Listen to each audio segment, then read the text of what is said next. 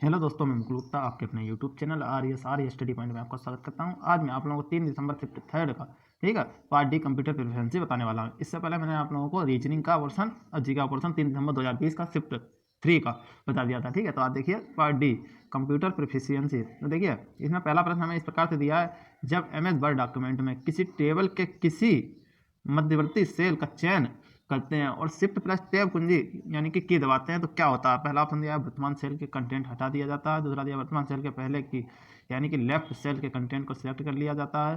3 number option दिया है वर्तमान सेल से नीचे की सेल के कंटेंट को सिलेक्ट कर लिया जाता है। 4 नंबर ऑप्शन दिया है वर्तमान सेल के पास की राइट यानी कि सेल के कंटेंट को सिलेक्ट कर दिया यानी कि राइट सेल के कंटेंट को सिलेक्ट कर दिया। तो इसमें देखिए हमारा दूसरा ऑप्शन सही हो जाएगा, यानी कि वर्तमान सेल है जो उसके पहले की जो होगी यानी कि उसके पहले यानी कि लेफ्ट साइड में होती है, जो नहीं उल्टे हाथ पे होती है। ठीक है, तो पहले जैसे हम 1 और 2 तो 2 इधर लिखे जाएंगे, 1 सबसे आगे लिखा जाएगा, फिर उसके आगे 2, 2 से पहले क्या आता है 1, यानी कि लेफ्ट साइड में तो 1 होता है। इसी तरीके से जो बता रहे हैं वर्तमान सेल के पहले की यानी कि लेफ्ट सेल के कंटेंट को सिलेक्ट कर लिया जाता है। ठीक है, दूसरा वाला ऑप्शन हमारा सही हो जाएगा।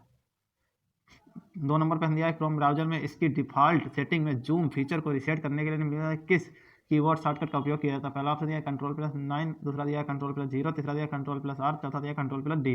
तो हमारा देखिए इसमें दूसरा वाला ऑप्शन सही है, यानी कंट्रोल+0। 3 नंबर पर दिया निम्नलिखित में से किस फीचर का उपयोग टेक्स्ट की रेखा के नीचे ठीक नीचे बहुत छोटे अक्षर या संख्याएं लिखने के लिए किया जाता है। पहला ऑप्शन दिया है स्ट्राइक थ्रू, दूसरा दिया है सुपर स्क्रिप्ट, तीसरा दिया है फॉर्मल पेंटर, चौथा दिया है सब स्क्रिप्ट। तो हमारा देखिए चौथा वाला ऑप्शन सही हो जाएगा, यानी कि सब स्क्रिप्ट। 4 नंबर प्रश्न दिया निम्नलिखित में से एक्सेल फार्मूला का परिणाम क्या होगा। इक्वल टू में SUM सम ब्रैकेट में दिया है 4 कैप 3 2 माइनस 2/2 ब्रैकेट बंद। तो देखिए इस प्रकार के सवाल मैंने आप लोगों को बताया था कि किस प्रकार से होते हैं, क्या होता है क्या नहीं होता है, इसमें सम दिया है। देखिए इस प्रकार का प्रश्न लगभग अगर कंप्यूटर प्रोफेशन में कई पेपरों में मैंने देखा है, और आप लोगों ने अगर वीडियो देखी होगी तो आप लोगों को पता होगा इस तरीके के सवाल पूछे जाते हैं। सिर्फ इसमें देखिए सम लगा दिया, उसमें क्या खाली कैप पूछा था। तो हम क्या करेंगे, देखिए मैंने बताया था, देखिए 4 कैप का मतलब क्या होता है पावर में यानी कि 3 लिखे हैं। 4 कैप 3 लिखा है तो यानी कि 4 की पावर 3। ठीक है, कॉमा 2 माइनस 2/2 इस तरीके दिया।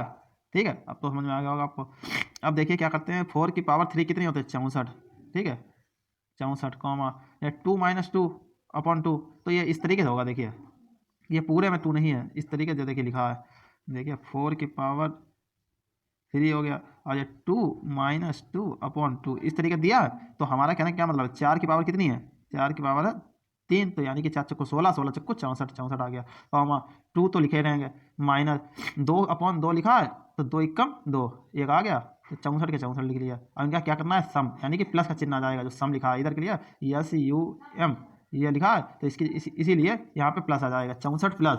और देखिए 2 में से 1 घटा दिया, जो 2 है -1 हो जाएगा, क्योंकि 2 से 2 कट जाएंगे तो 2 में से 1 क्या 1, कितना हो गया 64 1 65। तो हमारा कितना आंसर आएगा, पहला ऑप्शन दिया 82, दूसरा 64, तीसरा दिया 63, चौथा दिया 65। तो हमारा देखिए चौथा वाला ऑप्शन सही हो जाएगा, यानी कि 65। ठीक है, डी ऑप्शन सही हो जाएगा, 4 नंबर ऑप्शन सही हो जाएगा। 5 नंबर प्रश्न दिया है MS वर्ड में एक फॉन्ट साइज यानी कि ड्रॉप डाउन बॉक्स होता है। ठीक है, इसके माध्यम से चयन किया जा सकने वाला सबसे बड़ा फॉन्ट साइज क्या होता है। तो देखिए पहला ऑप्शन दिया है 64, दूसरा दिया है 96, तीसरा दिया है 72, चौथा दिया है 32। तो देखिए इसमें हमारा तीसरा वाला ऑप्शन सही हो जाएगा, यानी कि 72। ठीक है, फॉन्ट किसी भी साइज को जैसे हम अक्षर को बड़ा लिखना है छोटा लिखना है, तो देखिए सबसे छोटा होता है हमारे हिसाब से 8, और ठीक है तो सबसे बड़ा मतलब उसमें जो उसमें साइज दिया होता है जैसे 8, 16 इस तरीके 32 नहीं 8 दिया होता है, और देखिए 36 दिया होता है, 72 दिया होता है, इस तरीके लास्ट 72 दिया होता है। अगर हम संख्याएं लिखेंगे कीबोर्ड से तो 99 तक लिखा जा सकता है, बहुतों में उससे भी हो सकता है ज़्यादा लिखा जाता है। लेकिन उसमें साइज अगर दिया हम देखेंगे तो 36, 72, 8 और भी होते हैं। ठीक है, सबसे ज़्यादा होता है 72। तो हमारा देखिए तीसरा वाला ऑप्शन सही हो जाएगा, यानी कि इसमें पूछा गया सबसे बड़ा फॉन्ट साइज क्या होता है, तो 72 होता है। तीसरा वाला ऑप्शन हमारा सही हो जाएगा।